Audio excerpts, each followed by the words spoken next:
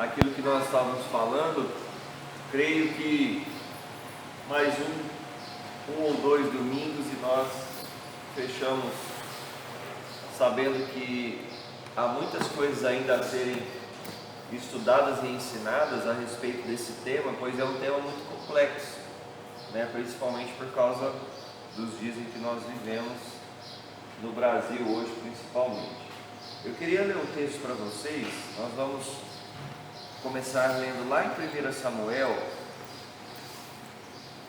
Não podemos nos esquecer mesmo do nosso texto que nós temos como texto base, o livro de Salmos, capítulo 119, versículo 25, onde o salmista vai dizer que a alma dele está pegada ao pó, e então ele roga, ele ora, pedindo a Deus que o vivificasse, Ele diz: Senhor, vivifica-me segundo a tua palavra.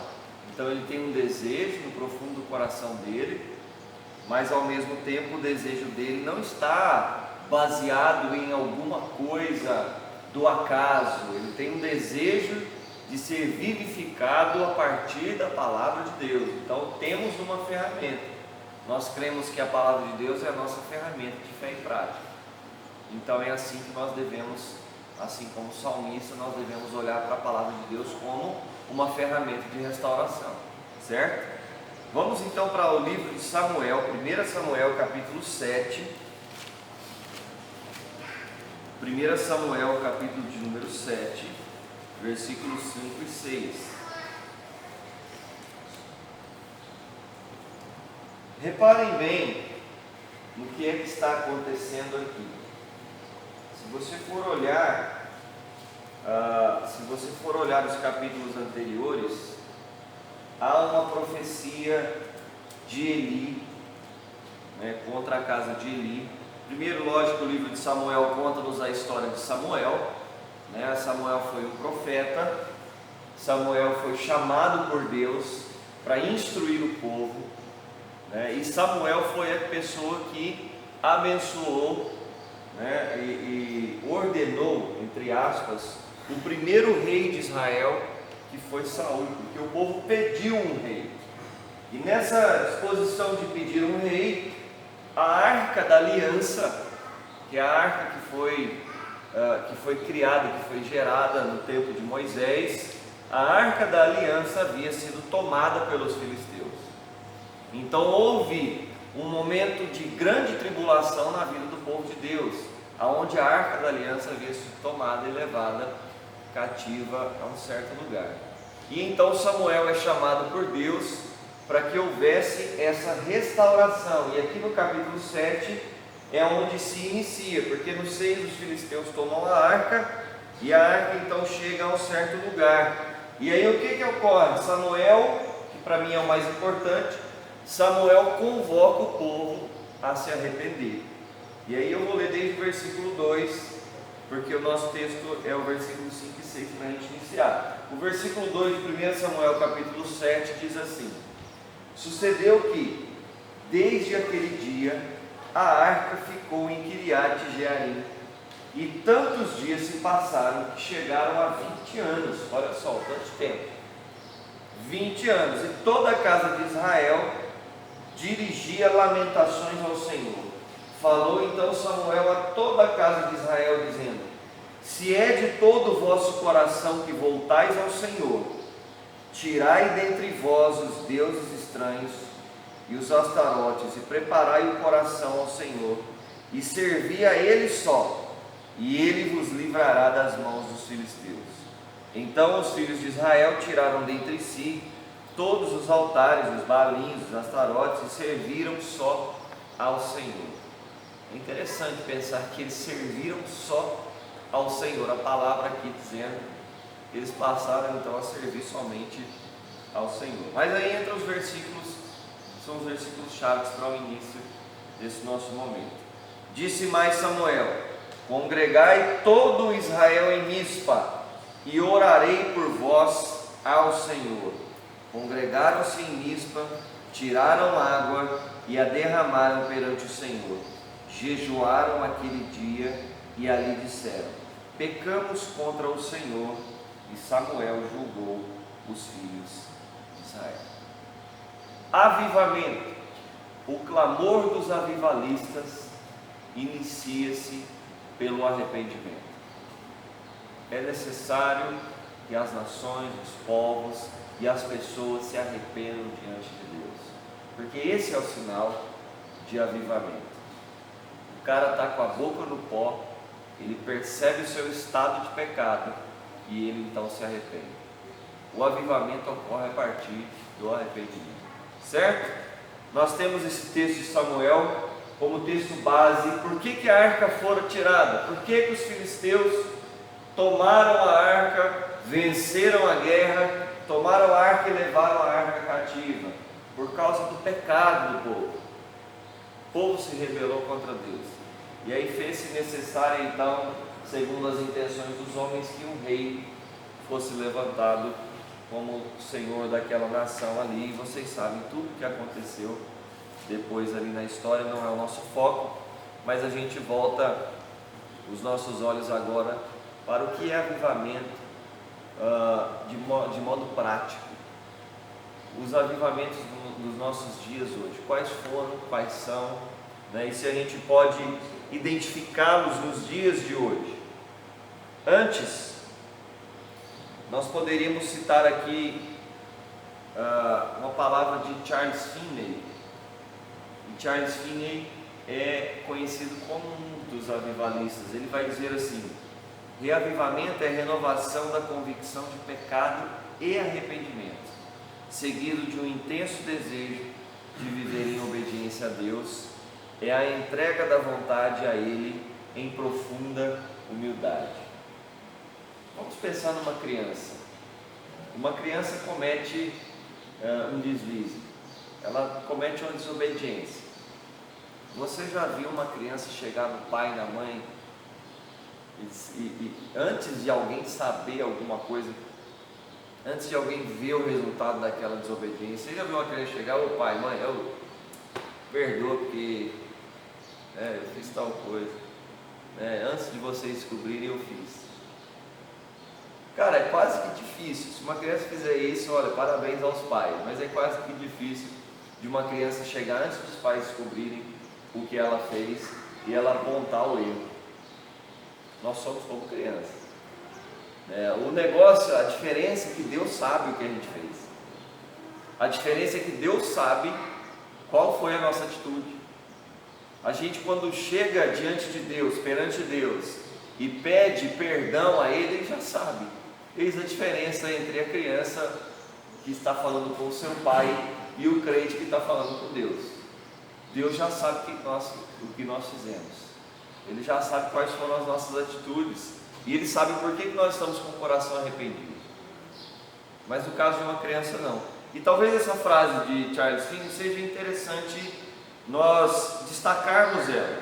Reavivamento é a renovação da convicção de pecado. Você cometeu um erro, um deslize, você está convicto desse erro, você já começou a sentir e a presenciar e a vivenciar um avivamento, uma renovação, uma cura da sua alma, da sua vida, para você. Isso é avivamento. O avivamento acontece nos momentos mais simples, não acontece nos momentos mais glamourosos, não é somente nos momentos mais charmosos, não é só quando se está fazendo um evento, mas é no momento em que você precisa entregar ali um certo grau de humildade. Convicção de pecado e arrependimento.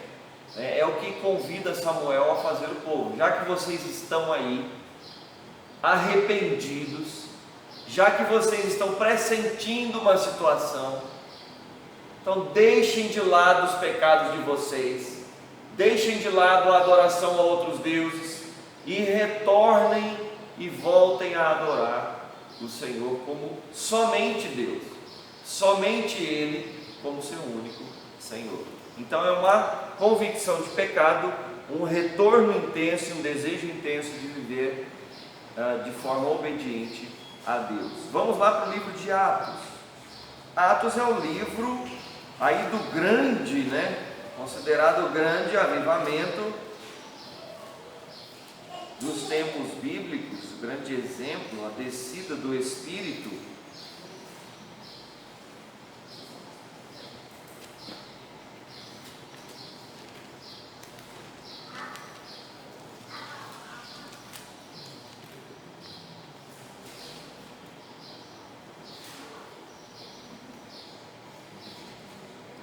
Depois aí da descida do Espírito, o discurso de Pedro nos levanta algumas questões interessantes aqui. Aí no versículo de número 17 do capítulo 2, Pedro está pregando à multidão. Pedro está pregando a um certo número de pessoas, explicando-lhes o que é que estava acontecendo, qual é o papel da igreja em relação aos movimentos avivalistas, qual é o nosso papel como igreja em relação à transformação de vida do ser humano que está perdido, anunciar o porquê da nossa transformação. Porque olha a frase de Finney, ele vai dizer: renova-se a convicção de pecado e arrependimento, em seguida há um intenso desejo de viver em obediência à palavra de Deus. É o desejo de Pedro no discurso dele, é a entrega da vontade a ele em profunda humildade. Então Pedro vai dizer: segundo Joel, acontecerá nos últimos dias, diz o Senhor, que derramarei do meu espírito sobre toda a carne, vossos filhos e filhas profetizarão, vossos jovens terão visões, e sonharão vossos velhos. Até sobre os meus servos e sobre as minhas servas derramarei do meu espírito naqueles dias, e profetizarão. Mostrarei prodígios em cima no céu e sinais embaixo da terra: sangue, fogo e vapor de fumaça. O sol se converterá em trevas e a lua em sangue, antes que venha o grande e glorioso dia do Senhor. E acontecerá que todo aquele que invocar o nome do Senhor será salvo. Repare só nas palavras de Joel. Talvez você pense que o mais importante serão o que farão os jovens e os velhos. Não. O mais importante está aqui no versículo 21. E o que acontecerá cujo grau de importância é enorme diante disso tudo que nós estamos vendo, o movimento, diante de tudo isso que nós estamos vivenciando. E acontecerá que todo aquele que invocar o nome do Senhor será salvo. Para qual finalidade haverão as profecias? Haverão os jovens sonhando, tendo visões, os servos e as servas, cujo espírito é derramado, profetizando. Por qual motivo? Para que haja salvação, para que haja invocação do nome do Senhor sobre a vida daqueles que encontram e descobrem o arrependimento. Tem uma finalidade. Toda a obra de Deus, guarde isso no seu coração. Toda a ação divina, segundo a palavra de Deus, tem um objetivo. Movimento de igreja que não tem o objetivo de levar o perdido ao arrependimento é um tempo perdido. De levar o pecador ao arrependimento é um tempo perdido. Toda a ação da igreja tem de levar eu e você, como meros pecadores, à salvação em Cristo, à renovação da nossa aliança em Cristo. É por isso que os grandes avivamentos vão acontecer a partir da pregação do Evangelho. E nós vamos vê-los agora, certo? Estão comigo? Todo mundo aí? Século 17, movimento dos moravianos, uma história dos moravos, movimento, um momento bonito na história da igreja. Em 1727, começaram a buscar o Senhor. 1727, começaram a buscar o Senhor em oração, quando houve então o derramar do Espírito sobre eles. houve choro, quebrantamento e leitura bíblica e oração e pregação. Leitura bíblica, choro, oração e pregação. Tudo isso seguido depois de um quebrantamento da vida deles. Iniciaram então um movimento de oração que durou 100 anos. 100 anos orando. Isso ali na República, ali na Europa, na República Tcheca. 100 anos orando, gente. Imagine só, 100 anos orando até que se encontrou, até que aconteceu de fato um movimento entre eles. Jonathan Edwards e George Whitefield, grandes avivalistas, havia consciência no coração desses dois homens de alcançar os não crentes e fortalecer aqueles que já eram convertidos. Nos Estados Unidos, numa cidade chamada Nova Inglaterra, uma população de 300 mil pessoas, houve entre 30 e 40 mil conversões durante esse tempo de avivamento. 30 e 40 mil. É mais da metade da nossa cidade, né? 40 mil pessoas.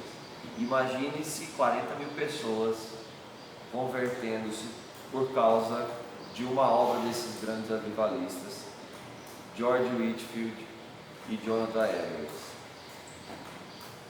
40 mil pessoas, gente, transformando e tendo suas vidas transformadas. Os Estados Unidos têm uma raiz protestante muito profunda ali. Os Estados Unidos é um país cujo protestantismo, a pregação da palavra é uma coisa muito importante.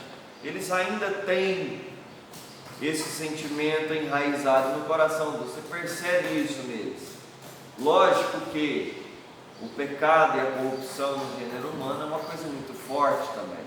Não quer dizer que seja mais forte do que o poder da palavra, mas é ainda muito predominante entre esses homens. O que aconteceu ali? Fortalecimento moral nos lares. Fortalecimento moral nos lares é voltar àquilo que a Bíblia ensina. O que a Bíblia ensina? O homem é o cabeça do lar e a mulher deve agir em submissão. Fortalecimento nos lares. Os homens precisam olhar para dentro de si e falar: eu preciso guiar minha esposa, eu preciso cuidar da minha esposa, amar a minha esposa como Cristo amou a igreja. Claro que nós somos falhos, mas houve um fortalecimento moral nos lares. Eles retornaram a essa ideia. O sentimento hoje do americano, se você vai ali, se você conhece o americano, os sentimentos americanos é de que o homem é o cabeça. Esse é um sentimento predominante. Aqui no Brasil, o feminismo quer se alastrar, né? O feminismo tem alastrado a ideia de que a mulher ela pode cuidar de si mesma, a mulher pode isso, pode aquilo e tal, mas o homem é quem tem que estar cuidando dela. É o que a Bíblia ensina. É o homem quem tem que amar a mulher como Cristo amou a igreja, parar uma bala no peito por causa da esposa dele, por causa da mulher. O que ocorreu ali também naqueles dias? Além do fortalecimento moral nos lares, fortalecimento moral no trabalho. Os caras deixaram de roubar, deixaram de querer fazer falcatruas em seus trabalhos e eles passaram a trabalhar de modo honesto. Isso é avivamento, transformação de vida. Os caras olharam as atitudes e falaram: não, mas agindo desse jeito não, vou agir diferente. O que aconteceu também? Fundações de cursos na área teológica. Eles começaram a criar escolas para estudar a Bíblia. Os caras, foi tão grande o arrependimento ali nos Estados Unidos que eles começaram a abrir escolas teológicas. E esse foi o primeiro grande avivamento com Jonathan Edwards. Grandes avivalistas. A consciência que eles tinham era de construir uma raiz na palavra de Deus para os homens. Se você for olhar nos anais históricos da palavra de Deus, Samuel tentou fazer isso, Esdras fez isso, chamou os homens ao arrependimento e leu o livro com eles. Salomão fez isso. Salomão, quando sentou ao trono, a primeira coisa que ele fez foi convocar o povo para uma grande assembleia. Ele orou diante do povo e leu as Escrituras. Se você quer arrependimento para dentro da sua casa, comece com as Escrituras, lendo a palavra de Deus. Você quer ensinar os seus filhos no caminho que eles devem andar, leia a palavra de Deus para os seus filhos, desde o momento que eles estão nascendo no seu ventre. Comece a ler. Quer ver uma nação transformada? Tem que começar pela palavra de Deus. Não é fazer bonito, não é se apresentar como um homem de Deus, mas é ler, é você apresentar a palavra de Deus como a regra de fé e prática, e não você como a regra de fé e prática. O que aconteceu também? Além do fortalecimento moral nos lares e nos trabalhos, fundações de curso na área teológica, obras de caridade começaram a acontecer entre eles. Parece uma cópia do que aconteceu no livro de Atos, no capítulo 2, versículo 42 a 47. A Bíblia diz que entre os convertidos era um só o coração, e eles tinham consciência de que eles precisavam reunir, distribuir o pão de casa em casa, ceiar juntos, estudar as Escrituras, o Antigo Testamento, e falar a respeito do que Cristo havia pregado. E aí eles começaram, além de falar o que Cristo, ensinar o que Cristo havia pregado, eles começaram a escrever a respeito das obras que Cristo havia ensinado. Quais são as qualificações do grande despertar que aconteceu aqui nos Estados Unidos? O que ocorreu? Qual era o foco daqueles pregadores? O que Edwards queria? O que George Whitefield queria? Qual era a intenção do coração daqueles homens? Primeiro, arrependimento. O primeiro grande despertar teve como primeiro ponto chamar os jovens. Eles sentavam com os jovens, eles sentavam com as famílias, eles sentavam com as crianças, e eles chamavam aquele povo ao arrependimento. Eles diziam: olha, nós somos criaturas de Deus, nós somos criados à imagem e semelhança de Deus, mas nós estamos em pecado, nós desobedecemos. Você conversa com um jovem hoje, existe um vazio dentro do coração dele, porque falta gente dizendo para ele: olha, esse vazio existe porque você ainda não se arrependeu, você ainda não crê que você fora criado e que você é pecador. Você ainda não tem consciência disso. O vazio que existe dentro do seu coração é esse. Os nossos jovens precisam ouvir isso. Senta com um jovem e conversa. Ele vai falar todos os dilemas que ele tem na vida dele, e ele vai dizer o porquê que isso acontece. E aí nós precisamos falar para ele: nós estamos em pecado.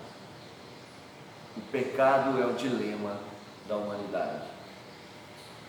O pecado cega, o pecado desconstrói, o pecado nos faz recusar Deus. Ela fala para vocês, né? O pai do povo, poderia perguntar assim: o meu povo está sendo destruído? E falta conhecimento. Sim. Falta-nos conhecimento a respeito do pecado.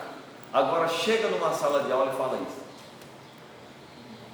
Meu Deus, eu posso ser chamado nessa baixa. Não vai acontecer. Deus pode fazer a obra divina, claro, com certeza, mas o foco do avivamento é o arrependimento. João Batista batizava no Rio Jordão, falando para o povo: arrependei-vos, porque a hora é chegada. Arrependei-vos, porque virá outro, e esse outro não sou digno de desamarrar as sandálias dos pés dele. Eu não dou nem para o cheiro, mas ele vem para nos ensinar a respeito da justiça e do juízo. Então a mensagem de arrependimento, ela acontece, e ela acontece porque o juízo e o divino e a justiça do divino, elas são preponderantes e elas acontecem depois. Mas qual era o foco aqui? Arrependimento. Reconhecer o pecado como um impedimento para o crescimento e maturidade da igreja. O que eles faziam? Eles reuniam os jovens em grandes salões esportivos, não é salão esportivo, é centro esportivo. Eles reuniam os jovens no centro esportivo, reuniam todos lá e pregavam: precisamos nos arrepender, nós estamos em pecado. E aí eles oravam e os jovens convertiam. 100 anos orando, os moráveis, 100 anos orando, para que houvesse arrependimento. E houve. 40 mil pessoas ouviram a respeito do arrependimento e entregaram suas vidas. Oração, segundo ponto do grande despertamento para a vida de alguém. Oração. Porque oração é relacionamento com Deus. E oração nos dá direcionamento para as missões. Sem oração a gente fica fazendo xixi nas praças, achando que a gente precisa conquistar territórios para Deus, porque Deus não é um ser superior que é capaz de conquistar, que é capaz de modo soberano fazer alguma coisa em prol da humanidade. Quando nós oramos, nós temos direcionamento de Deus. Nós estamos falando com o nosso Pai, nós estamos falando com Ele. Agora, quer melhor direcionamento do que ide por todo mundo, pregar o Evangelho onde você estiver, é onde você está. Não é necessário ir. O impedimento é o nosso coração, né? A nossa vergonha. Qual era o outro foco? Arrependimento, oração, intimidade. Intimidade com Deus, relacionamento com Deus. Quanto mais nós oramos, mais vontade de orar nós temos. Porque a verdade é que quando nós oramos, nós estamos demonstrando a nossa necessidade de Deus. Nós estamos falando: Deus, nós precisamos de um direcionamento. É a mesma coisa quando você precisa tomar uma decisão. Você precisa tomar uma decisão na sua vida e você ora: Deus, me dirige, porque eu preciso de um direcionamento. O arrependimento nos direciona, a oração nos direciona, e ter intimidade com alguém faz com que a sua vida seja direcionada por essa pessoa. Que coisa maravilhosa isso! Um filho tem intimidade com o pai e ele copia o pai, até no jeito de vestir. Se nós temos intimidade com Deus, nós copiamos aquilo que Ele nos ensina, nós fazemos. O apóstolo Paulo dizia: eu queria ir para a direita e Cristo me enviava para a esquerda, eu queria ir para a esquerda e Cristo me enviava para a direita. Ele estava dizendo exatamente isso. Ele estava querendo dizer: eu tenho intimidade com Deus, então Ele está me mandando para um lugar que eu mesmo não queria ir, mas Ele está me dizendo que ali é um lugar melhor, que ali existe um objetivo. Nós somos crentes críticos do próprio Evangelho que a gente segue. Verdade. Dentro de nossa casa mesmo, a gente critica nossos líderes, critica o próprio Evangelho e cobra do Filho para que ele sirva melhor do que nós. Se nós somos os críticos que estragamos as famílias, né?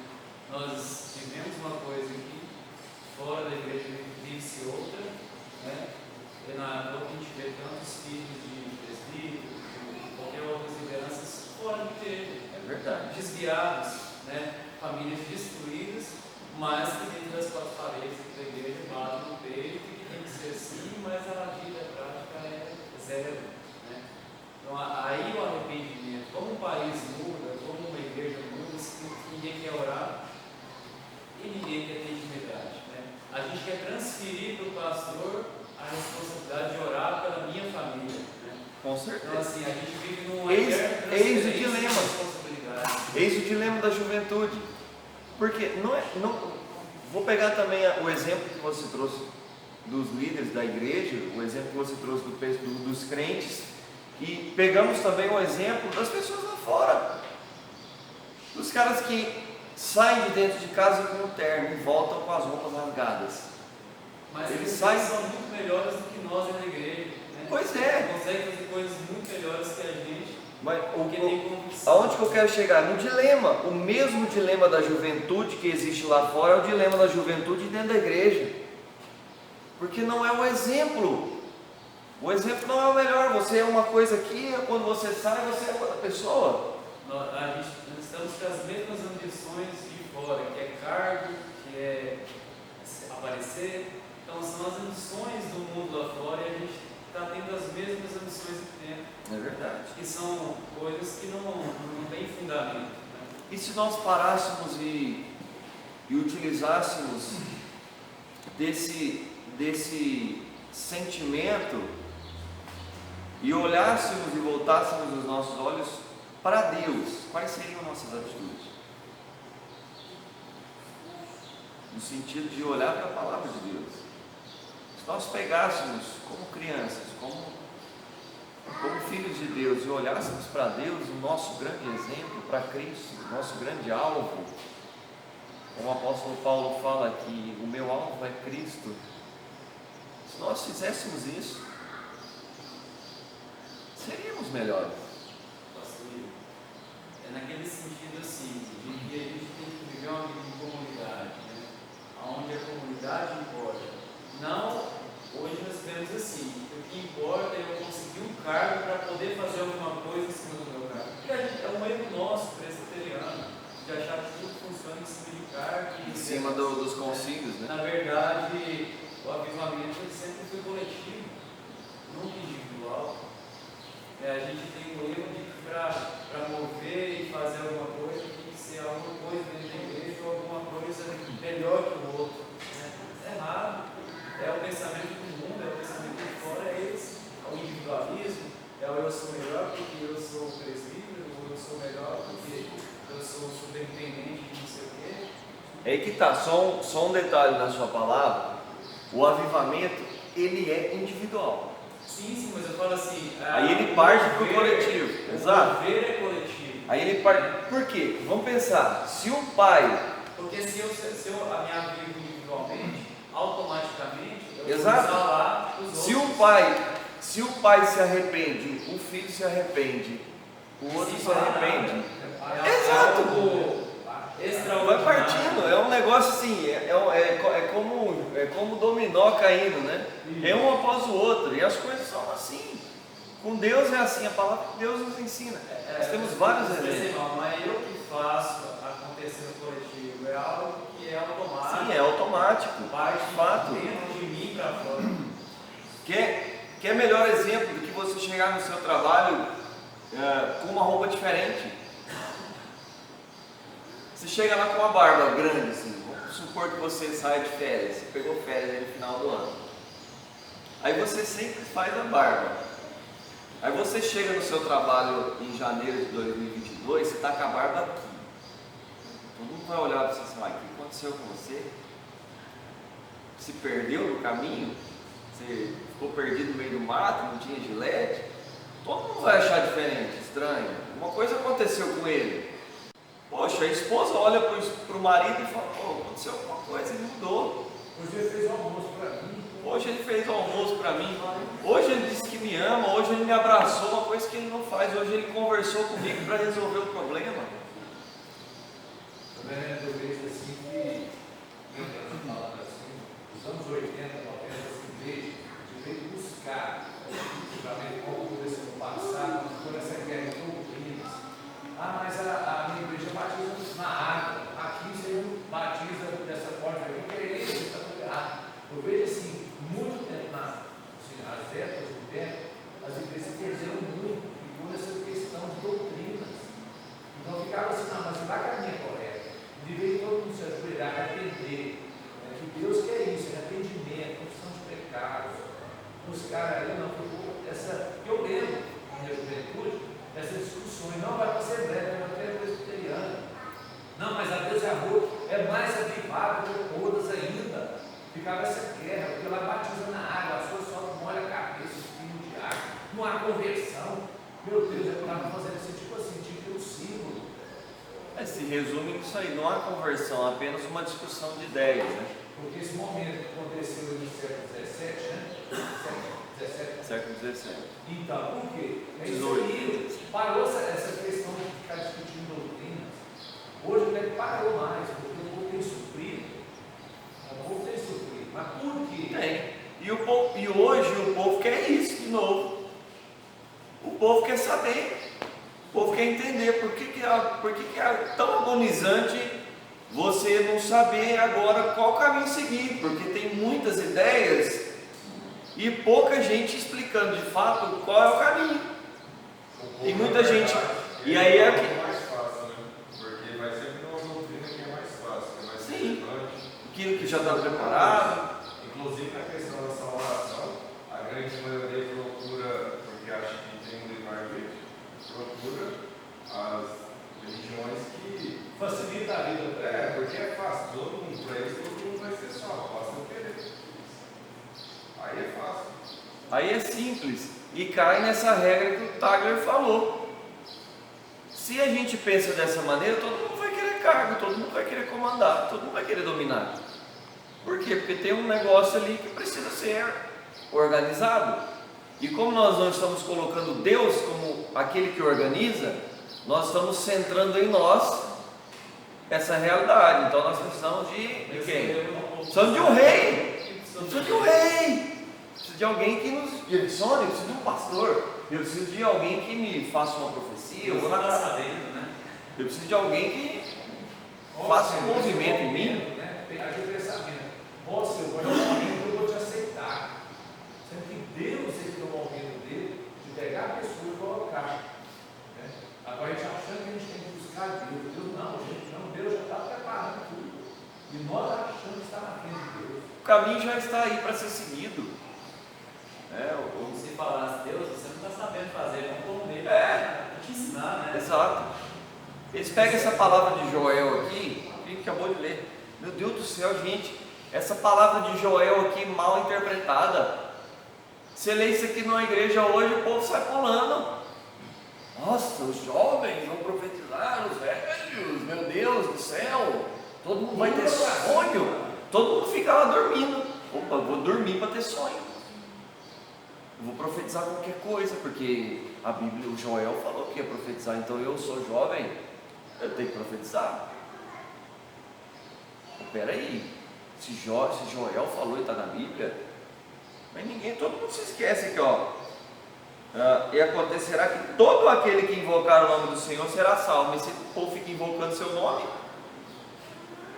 deixa eu invocar o nome do presbítero, vou invocar o nome do fulano de tal. Vamos invocar. Qual é o tipo de invocação hoje? É uma invocação contrária, não? É uma evocação. Você põe uma placa de uma pessoa na frente da igreja, ou então você põe a foto da pessoa lá que vai discursar no dia e você fala, venha nesse dia porque o fulano de tal vai estar aqui. E bota a cara do cara estampado lá. Eu mandei para o senhor, né? Mandou lá o. Você manda lá dentro. E bota a cara do cara estampado lá e pronto, aí vai ter um pregador diferenciado. Aí sim vai falar alguma coisa para você. Não. Aí entramos no quarto ponto. Olha o quarto ponto. Primeiro, arrependimento, oração, intimidade e entendimento da palavra. Aí está faltando. Arrependimento, oração, intimidade e entendimento da palavra. O que é isso? Antes o seu prazer está na lei do Senhor, e nela medita dia e noite, para que tenhas o cuidado de fazer segundo tudo quanto está escrito.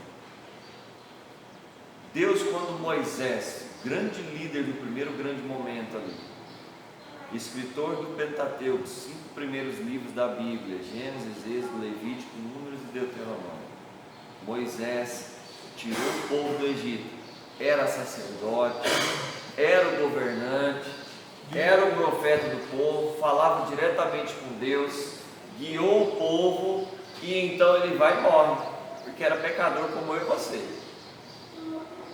Se ele era pecador como eu e você, o resultado é a morte. Uma vez, um dia ele morreu no topo do monte lá, ninguém mais viu o corpo de Moisés. Mas o que aconteceu? A voz do Senhor desceu do monte e falou com quem?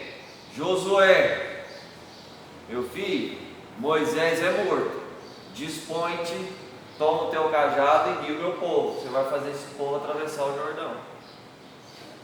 Josué, filho de Nun, ser forte e corajoso, para que você tenha cuidado de fazer. Medita na lei dia e noite. O cara que tem um coração arrependido, ele medita na lei do Senhor. Leitura diária da Bíblia. Meditar é comum e necessário. Na época do grande despertar nos Estados Unidos, com Jonathan Edwards, meditar era comum. Sabe como que era? O que eles faziam? Reuniam nos pináculos, reuniam nos lugares, reuniam nos templos, reuniam nos salões, reuniam na praça, e um discursava. Sabe como que era o discurso? Leitura da Bíblia. Chegava lá, preparava um momento, tinha um cafezinho, um suquinho. Vamos ler o Evangelho de Mateus hoje. Lia o Evangelho de Mateus de ponta a ponta, todo mundo junto. Todo mundo. E não acabava enquanto não terminava o livro. Leitura da Bíblia. Faziam isso. Entendimento da palavra. Se alguém tinha uma pergunta, eu não sei o que significa isso. Eu vou te explicar. Leitura. O grande despertar acontece como? Arrependimento, oração, intimidade, entendimento da palavra. Em uma definição simples, Franklin Ferreira vai dizer o seguinte: o que é avivamento para Franklin Ferreira? O cara bom de vocês ouvirem aí no YouTube, um grande pastor e também um grande teólogo. Ele diz assim: em uma definição simples, podemos afirmar que avivamento é Deus reanimando o seu povo, renovando a aliança que estabeleceu com ele, tratando-o de forma familiar. Avivamento é a percepção e experiência, mais do que crença, de que Deus está presente em nosso meio e por isso algo diferente acontece entre nós. Mais do que crença. Arrependimento, avivamento, avivar é uma percepção e experiência de vida. Por isso que ela parte do individual e vai para o coletivo. Porque além da percepção, a experiência se torna uma realidade na vida daquele que é o avivado, na vida daquele que foi transformado. Outros avivalistas: John Wesley, para você anotar e ler sobre esses caras. John Wesley, na Inglaterra. Evan Roberts, no país de Gales. Charles Finney, no segundo grande despertar dos Estados Unidos. Charles Spurgeon, na Inglaterra. Charles Spurgeon deu uma teologia, um cara muito bom. Foi professor de crianças na escola bíblica dominical. Isso já é século XIX? Esse século XVIII. Século XVIII e XIX, né? Início do século XIX. 1830, 1840, por aí. Charles Spurgeon pregava para crianças. Professor de crianças na escola bíblica dominical. Viu muitos pais se converterem com o testemunho dos filhos. Tem um projeto, chama King's Kids. Quem já ouviu falar do King's Kids? Da Jocum. King's Kids é um projeto de criança. O que King's Kids faz? Eles reúnem as crianças durante 2 semanas e eles ficam ensinando essas crianças a evangelizar. Aí eles leem a Bíblia, pregam a Bíblia, ensinam a Bíblia para essas crianças. Elas passam ali um momento e em um segundo momento elas vão para um evangelismo prático. E o King's Kids ele vai para diversos lugares. E tem um exemplo de uma criança que foi pregar junto com o King's Kids em uma cidade praiana, no Havaí, onde tinha muitos surfistas ali. E teve um rapaz que trabalhou com o King's Kids, que ele deu um testemunho dizendo que um dia a conversão dele aconteceu da seguinte maneira: ele era um surfista no Havaí e ele estava surfando com os amigos naquele dia. E ele tinha um amigo muito chegado, um dos melhores amigos dele, estava surfando com ele. E aí tinha um reduto de crianças no meio da areia da praia lá. Ele não sabia o que elas tinham, mas ele ignorou no primeiro momento. E as crianças eram do King's Kids, estava fazendo trabalho evangelístico naquele dia. Criança até pré-adolescente, 13 anos, 12 anos. E aí, vira e mexe, ele deu falta do amigo dele no meio do oceano. eles estavam surfando lá, um grupo ali de 25 pessoas. E aí ele começou a procurar um amigo dele e avistou de longe um amigo dele conversando com a criança. E o amigo dele ajoelhou assim na praia e pôs a prancha na perna, assim, de modo que ficou com a prancha assim, observando o menino falando com ele, uma criança de 6 anos, conversando com o cara. Quando ele viu, o amigo dele começou a chorar. E aí ele falou: olha, que trem estranho, né? Que estranho. Aí ele pegou e foi. Falou: olha, vamos ver o que está acontecendo, né? Uma criança falando, um cara chorando, alguma coisa aconteceu, né? E quando ele chegou lá, o menino estava pregando para o cara e o cara tinha convertido naquele momento ali. A criança pregando para o rapaz e o rapaz entregando a vida dele para Jesus naquele momento. E aí quando ele viu aquilo ali, ele pirou. E aí ele queria saber que negócio é esse do amigo dele, o que tinha acontecido com o amigo dele e tal, que o amigo dele tinha transformado. E aquilo foi durante o tempo, o passar do tempo, o amigo dele, a vida sendo transformada e ele ali, né? Percebendo e vendo toda a situação. Até que um dia ele pegou e sentou com o amigo dele pregou para ele e ele converteu também. Aí o que ele fez? Ele estava fazendo um projeto de trabalho lá na Jocum, de contagem. Jocum é uma sigla, significa Jovens com uma Missão, né? É uma instituição evangelística mundialmente conhecida, né? Eu participei e nesse dia que eu estava lá, o cara deu esse testemunho. Esse americano estava dando esse testemunho a respeito da conversão dele, que veio a partir da conversão de um dos seus melhores amigos, por causa de uma criança de 6 anos, que teve sua vida transformada, entendeu e compreendeu a salvação em Cristo com 6 anos de idade, e saiu para pregar o Evangelho. Mas hoje em dia nós estamos querendo o que para as nossas crianças? Que elas assistam Peppa Pig. A gente fica colocando nossas crianças na frente da televisão e deixando elas 12, 13, 24 horas por dia assistindo televisão. Né? As crianças ficam assistindo Felipe Neto, Lucas Neto, ficam assistindo esses caras aí que só... As meninas, né? Observando, o vestidinho curtinho, a filha tem que dançar, olha aí, essa cantora, dança, chorando, né? E a gente assistiu a abertura do jogo ontem, vocês viram a abertura do jogo ontem, que trem mais... sem pé e sem cabeça. Eu estava com 4 crianças na minha sala lá, de repente começou aquelas mães a rebolar. Tem nada a ver no jogo, né? Esse seminua lá começou a, né, na dançada. Tem nada a ver uma coisa com a outra, mas qual que é a ideia? Inserir na mente da população que aquilo ali é uma coisa comum, Normal. de fato é comum, né? É normal que isso aconteça hoje em dia, né? Mas nós não podemos aceitar isso para aqueles que são nossos filhos.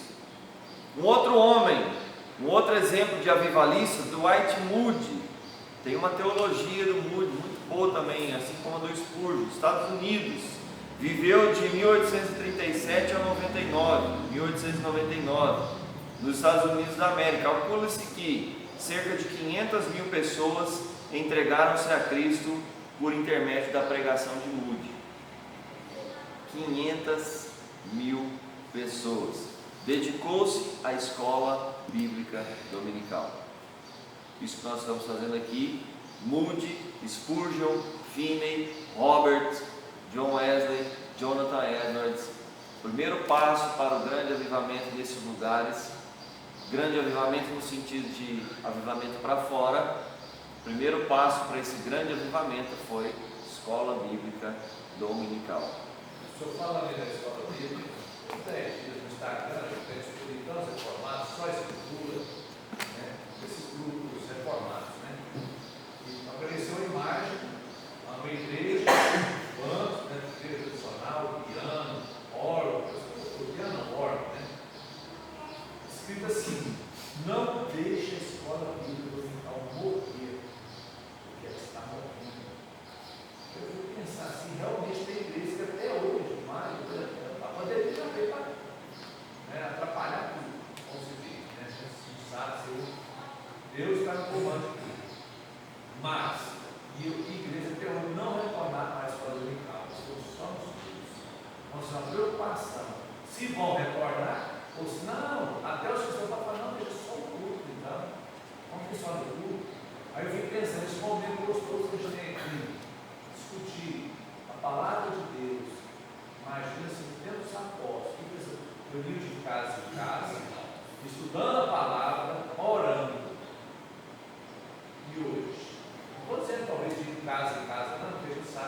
Mas é um problema, e esse problema já acontece já há mais de 20 anos. O problema da escola bíblica dominical. Em 1837, Moody começou com 12 crianças. Pouco mais de alguns anos, esse número passou a 12 mil crianças, por causa da escola bíblica dominical. O mesmo efeito que teve em Charles Spurgeon, onde os pais e as mães convertiam por causa dos filhos, aconteceu também com Dwight Moody. Aí uma pergunta para nós: o Brasil de fato é um país avivado? O Brasil é um país avivado? Gente, olha só. O Brasil é um país avivado? Precisa primeiro arrepender. É um país que se arrepende? Não, não é. De modo geral, não. Nós não somos um país avivado. O evangelicalismo no Brasil é avivado? Não. Muito pelo contrário. É um evangelicalismo. Idólatra. É evangelicalismo. O que significa? O que é ser? O que é o evangelicalismo? Todo mundo fala que é crente, assim como os católicos falavam que eram católicos. Ah, você é o que? Eu sou católico. Mas você sabe quais são os sacramentos da igreja católica? Não, não sei. Ah, deve ter, sei, parece que é 9, 7, alguma coisa assim. Ah, você é crente? Eu sou. Você vai em qual igreja? Ah, eu já fui na Presbiteriana, já fui na Batista, já fui na Assembleia. Hoje eu estou firmado com a Brasil para Cristo. E quais são os sacramentos aí da tua igreja? O que vocês pregam, né? Ah, eu gosto de ir lá, porque lá o movimento é legal, os meus amigos estão lá e o culto é bom. Mas não sabe falar o porquê que o culto é bom. Aí você pergunta o que é um bom culto. Aí a pessoa, não, eu gosto de ir lá e pronto, acabou. Ele não sabe falar. Não sabe falar. É igual os discursos de hoje, né? Igual os discursos da minoria, dos minoritários, né? Ah, o porquê que você está defendendo os índios, por exemplo? Não sei porque que eu estou defendendo, mas são os índios. Por que você está levantando bandeira? Por que você está levantando bandeira em prol da ideologia de gênero? E a pessoa responde: não sei. Próximo, né? Peraí, o meu próximo. Não, porque eu gosto de pessoas. Porque nós temos que acabar com a família tradicional. Esse negócio de homem mandando não existe mais. Mas ninguém sabe, todo mundo faz um discurso assim, mas não tem consciência do porquê. Não sabe explicar. Assim é o crente. Por que você vai na igreja? Não sei. Eu vou porque eu gosto. Por que você lê a Bíblia? Que é a Bíblia, tem que ler. O pastor fala para mim ler. Tem que ter consciência. Tem que ter consciência do que está fazendo. Ter consciência, por que você tem Bíblia? Por que você está indo na igreja? Por que você não pode xingar? Por que você não pode mentir? Por que você não pode roubar? Tem que ter consciência do porquê. Tem que ter consciência do porquê que você, como mulher, tem que ser submissa ao marido. Por que o marido tem que amar a esposa, assim como Cristo amou a igreja? Assim como os filhos têm que obedecer aos pais. Ninguém tem consciência disso mais. Ninguém sabe responder porquê. Todo mundo fica no discurso dizendo, não vou fazer. Mas aí quando você pede uma explicação, ninguém sabe explicar. Não é um país avivado. Não é. Porque não tem arrependimento, tem intimidade com Deus. Tem intimidade com quem fala alguma coisa boa no seu ouvido. Augusto Nicodemos disse, e ele apontou algumas coisas aqui que eu vou ler para vocês. Em relação a essa pergunta. Você ia falar, Rodrigo? Augusto Nicodemos falou a respeito, respondeu de certa forma uma pergunta parecida. Ele disse assim: apesar do crescimento numérico, os evangélicos não têm feito diferença na sociedade.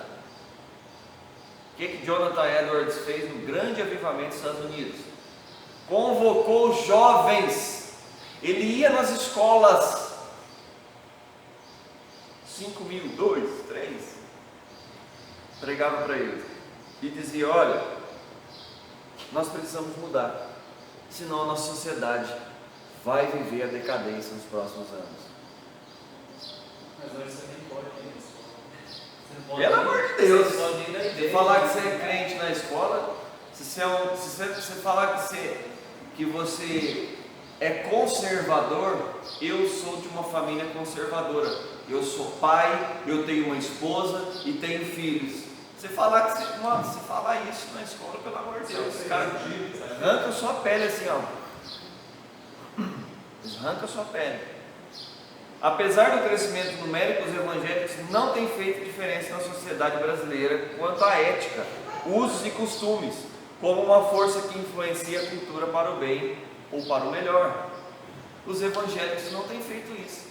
O que nós fazemos? Nos fechamos, fazemos um culto evangelístico para evangélicos, fazemos um movimento evangelístico em prol da cidade para evangélicos. Há muito show, muita música, muito louvor e pouco ensino bíblico. Nunca os evangélicos cantaram tão bonito e nunca foram tão analfabetos em relação à Bíblia. Terceiro ponto, há suspiro, isso é Nicodemo falando, suspiro, gemido, sussurro, lágrima, olhos fechados, mãos levantadas ao alto, mas pouco arrependimento, pouco quebrantamento, pouca convicção de pecado e pouca mudança de vida da sua realidade. Todo mundo está lá, grande movimento, grande momento, todo mundo ali, fechados os olhos, orando, e aquele negócio tremendo, e pulando, e saltitando, sussurrando, e chorando, parece que está apanhando de Deus, mas não tem arrependimento, não tem mudança. Eu vejo assim, se eu chegasse na igreja, eu não participei desse momento, não. Empurrasse, ou vai cair em piso, ou cair no chão. Mas se o cara me empurrasse, eu vou te empurrar primeiro. Não é doido no chão. Aqui é Aroeira. Não, aqui é Aroeira. É igual eu, tinha 15 anos, 13 anos, 14, não me lembro. Ainda tem, existe esse evento para a igreja. Acontecia lá na cidade de Belo Horizonte. Falei para vocês, já tinha 15 anos, gente. Aí todo mundo caindo, só eu de pé. Tem que cair também, né? Caía. Quarto ponto, um avivamento promove a união dos verdadeiros crentes em torno dos pontos centrais do Evangelho. É um encontro para nós ouvirmos a palavra de Deus. Quinto, um avivamento dissipa o nevoeiro moral cinzento em que vivem os cristãos e que lhes impede de ver com clareza o certo e o errado, e faz com que eles distinguam um do outro. Durante a operação intensa do Espírito, o pecado é visto em suas verdadeiras cores, suas consequências são seriamente avaliadas. O cara senta, ouve a palavra, ele olha para si e ele fala: estou errado nisso, e ele chora por causa disso. Eu preciso mudar. Um avivamento espiritual traz coragem e ousadia para que os cristãos assumam sua postura de crentes e posição firme contra o erro da sociedade, levantando-se contra a tibieza, frouxidão e covardia moral que marca a nossa época. É você não se acovardar diante da desconstrução moral e ética que existe no nosso país, desconstruindo a família, desconstruindo a educação, desconstruindo o crescimento, desconstruindo a imagem de ser humano através do gênero, desconstruindo a imagem do pai, desconstruindo a imagem da mãe, desconstruindo a imagem em todos os movimentos que você vê por aí. O cristão avivado precisa se levantar. Meu relógio parou. Eita.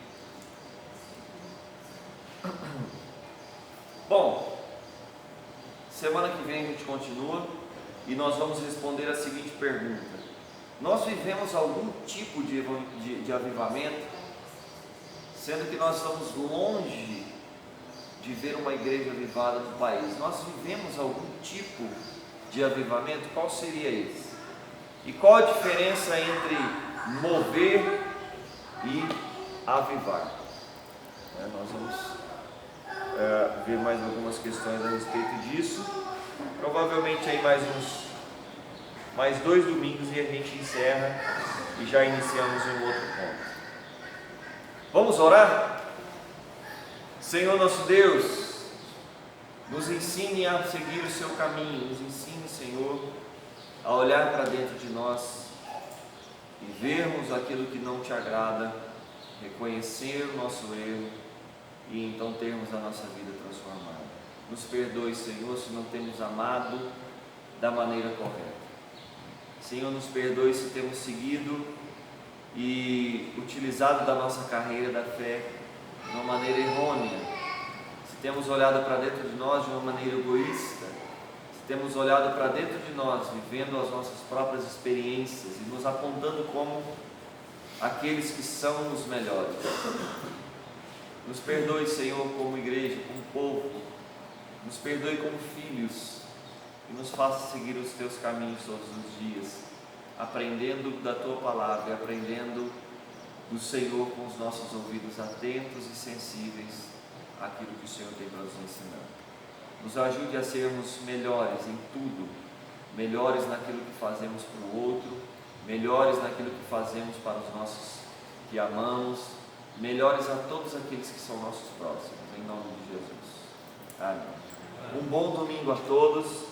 Mais à noite estaremos juntos às 7 horas, cultuando ao nosso Deus, aprendendo da palavra dele e ouvindo aquilo que ele tem para nos ensinar. Deus abençoe a vida de vocês, irmãos.